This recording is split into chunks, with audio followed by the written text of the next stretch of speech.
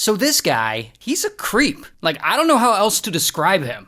Now, his name's John, and John's 31, and he's kind of a turd. I mean, he's been lying and cheating and scamming women his whole life. But he gets away with it because he's kind of a charming dude. But one day, his life starts to change a little. Because in 1990, he meets this woman, Tanya. And Tanya's 25, she's a nurse, and they date for a couple of years, and they end up getting married. And John eventually starts nursing school, and he becomes a nurse, just like his wife. But then he screws it all up because he ends up cheating on her and he gets the other woman pregnant.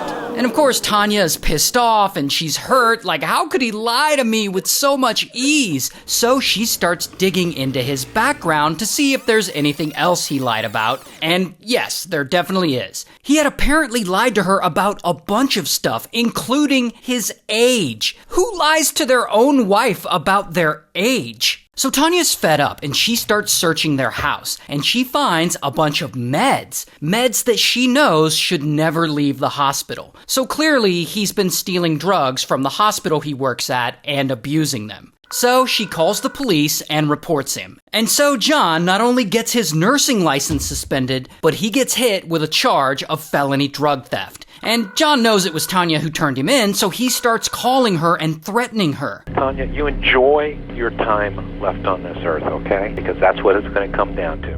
But whatever, eventually, bam, police arrest John. Here's his mugshot. And he's sentenced to 6 years in prison, but this isn't even close to being over. Because John gets out after only 17 months, and he's gonna go terrorize some more women. So he eventually gets back in the dating game, and he starts pulling this whole scheme where he'll match with women on dating sites, and then he'll meet up with them, and then he'll steal from them. And over time, he gets a bunch of complaints and criminal charges over this. He also gets charged with stalking one woman. Bro is just an absolute turd. But one day, everything changes again for John, because he joins a dating site for people over 50. And there he meets this woman, Debra. Debra's 59, she's an interior designer, and Debra's successful, like she's got a little money. And so they chat and they hit it off, and they end up going out on a date. Now, while on this date, he's trying to rizz her up. He tells her he's an anesthesiologist, which he's not. He also tells her he just got back from Doctors Without Borders in Iraq, which he didn't. But Debra doesn't know any better, so she believes him. I mean, she's impressed. And they end up going back to her place to hang out a bit longer. And there, I guess at some point, John lays in her bed, and he won't leave. And Debra's like, all right, it's time to go. And I guess he's just like, nah. And so they get into some kind of argument about it. But eventually, he does leave. The next day, he calls her and apologizes, and he begs her for a second chance. And so they end up going out on more dates, and over time, he does win her over. And Debra kind of falls in love with his weird ass.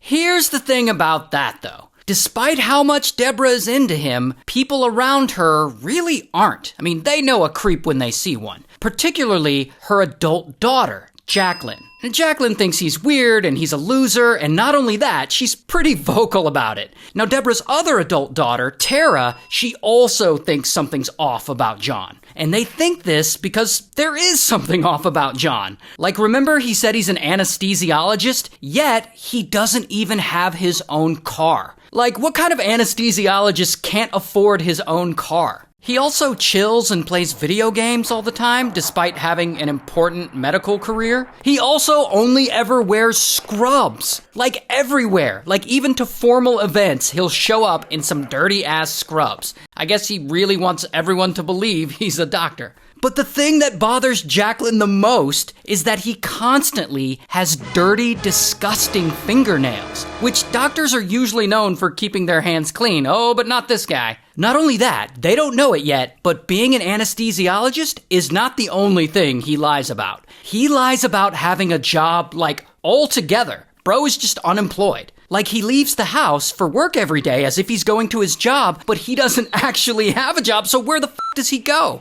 Regardless, Debra and John end up moving in together, and shortly after that, they get married in Vegas. Now by this point, Jacqueline and Tara are like, nah, something's up with this guy. And they go and they hire a private investigator to look into him. And this private investigator finds out a bunch of stuff about John. That not only is he not an anesthesiologist or any kind of doctor, but that the period when he was supposed to be working with Doctors Without Borders in Iraq, he was actually in prison. And so Jacqueline and Tara, they try to tell Debra all of this, but I guess Debra just isn't ready to hear it. Now, eventually, Debra does start investigating, and she looks into John herself. And she discovers that, yeah, everyone was telling the truth about him. He's not a doctor at all. In fact, he's a criminal with a history of victimizing women.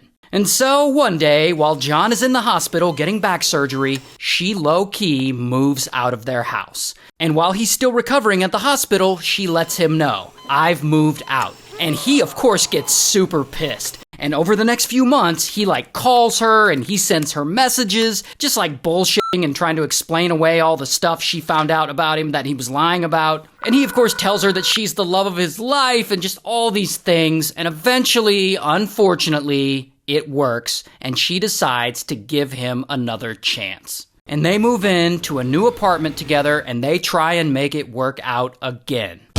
Until... Here's the thing about John. John is very controlling, and he doesn't want Debra to really contact her daughters anymore, because, they don't like him. And one day in 2016, he catches her sneaking out to meet up with her daughter Jacqueline. And he gets mad and blows the up at her. And he threatens to throw Jacqueline into the ocean if Debra tries to meet with her again. And so finally, Debra's like, nah, this is not going to work out for me. And she leaves him for good. And of course, John, he doesn't respond well to this at all. And over the next few months, he starts going crazy. Crazier than he's ever gone. He starts sending her threatening messages. He files for divorce and demands half her income and ownership of her business. He starts stalking her. He steals her Jaguar and sets it on fire. He gets spicy photos of her and emails them to her family. Just all kinds of insane stuff. And at this point, Debra's getting really scared. He'll try and hurt her. So she goes and she files a restraining order against him.